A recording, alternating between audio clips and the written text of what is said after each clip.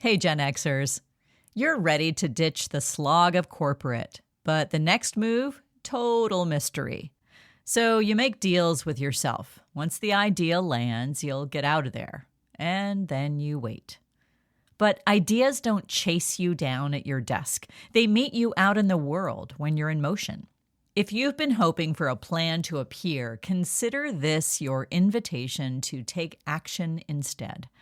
Not with certainty, but with a willingness to try something, even when it doesn't obviously lead to anything yet. Let's talk about how to explore what's next when you don't have a clear direction and how to spot the signals that something might be worth following. This is Burn the Map, the podcast for Gen Xers dying to leave corporate and build something of their own. I'm Shelley McIntyre, a certified coach with decades of experience in corporate strategy and tech. I help midlife professionals ditch outdated roles and design a third act that actually fits.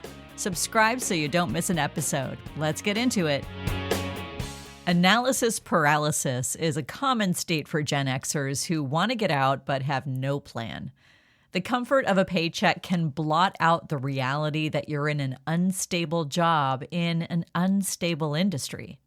Clarity about the next thing will be an outcome. It isn't a prerequisite. You probably have lots of half-baked ideas floating around. What you're missing is feedback that tells you whether it's worth pursuing. The way forward comes from doing things, not just thinking about them. And that's where experiments come in.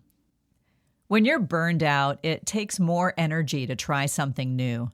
And if your current job is draining you, it's easy to opt out of the very things that might help you feel alive again.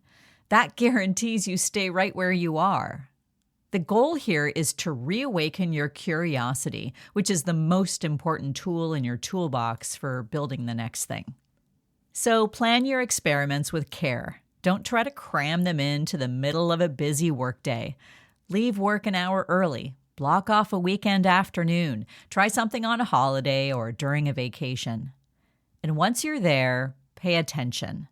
You'll learn what gives you energy, what tires you, and what sparks something. That feedback is gold. It shows you what's worth exploring further and what you're ready to leave behind.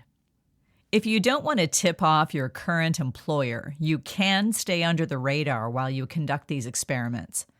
The easiest first move is something that helps you reflect inward without needing to explain yourself to anyone. Here are some things you can try by yourself. Take an odd class like mushroom foraging or lockpicking.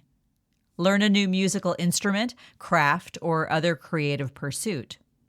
Volunteer for an event or food bank where you can follow and observe more than lead. You don't have to explain your experiments to your boss or to your colleagues. To them, you might just have a new obligation on Tuesdays at 4:30, but you're doing identity research. Let yourself get weird.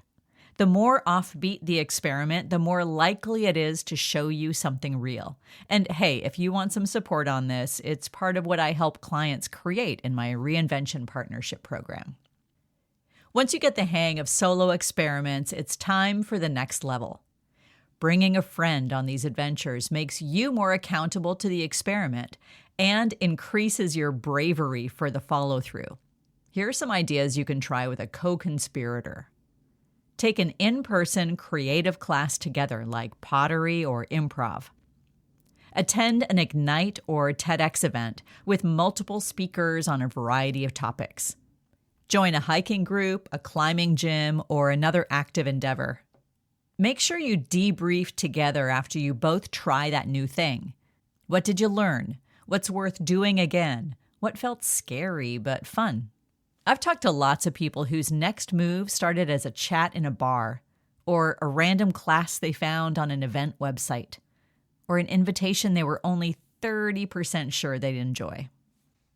Before I even left my consulting job, I got curious about experiential marketing. This was back when big brands designed inventive ways to have a more direct relationship with their customers. I wondered if this type of marketing could help my company, and soon pivoted to wondering if it could mean something for me.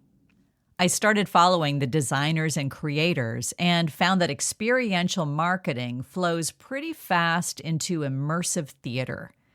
These are shows where the audience participates or moves through a space. No stage, no chairs. I went to a lot of shows.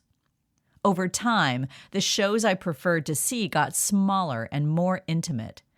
Eventually, I was flying to other cities to attend performances where I was the only audience member.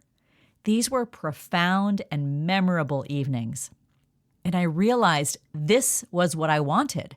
I wanted high-stakes, generative, emotionally rich experiences with one person at a time. That discovery didn't come from a strategic planning session. It came from following what felt interesting and noticing what stuck.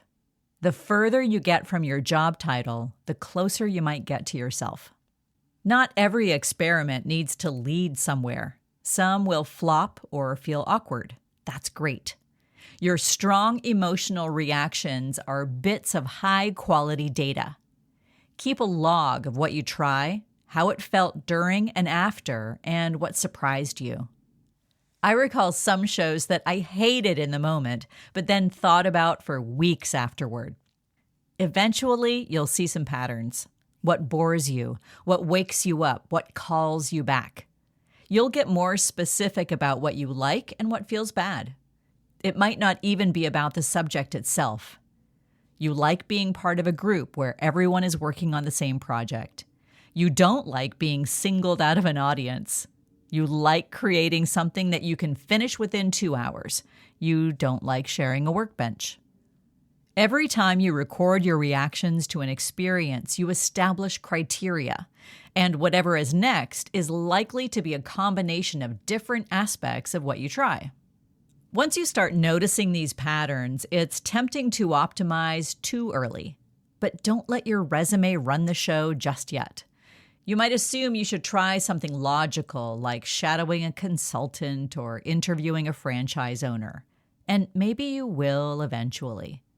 But the best experiments are unrelated to your work history or your current skills. This isn't about matching your abilities to a job description. It's about increasing the number of experiences you're having so you can feel what each one is like. Because every one of them teaches you something about yourself. Some of my clients resist this at first.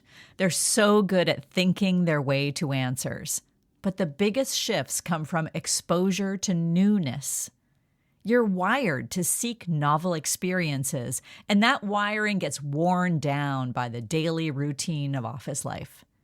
New TV shows and restaurants don't quite scratch the itch. Neither does your imploding work project or your college kid in a meltdown. None of that is about you. What is the novelty that you can generate and learn from? Your next idea isn't hiding inside your head. It's waiting for you to bump into it. So stop staring at the sky. Go dig in the dirt. Say yes to weird stuff. Follow your feelings and trust your intuition. Remember, you are the research project, and research feeds on data. Burn the map. Build what fits. Thanks for listening to Burn the Map. GenXer, you already have what you need to build a life that feels like yours. Want more tools and insights? Head to burnthemapcoaching.com. And if this episode sparked something, send it to a friend. It might be exactly what they need to hear.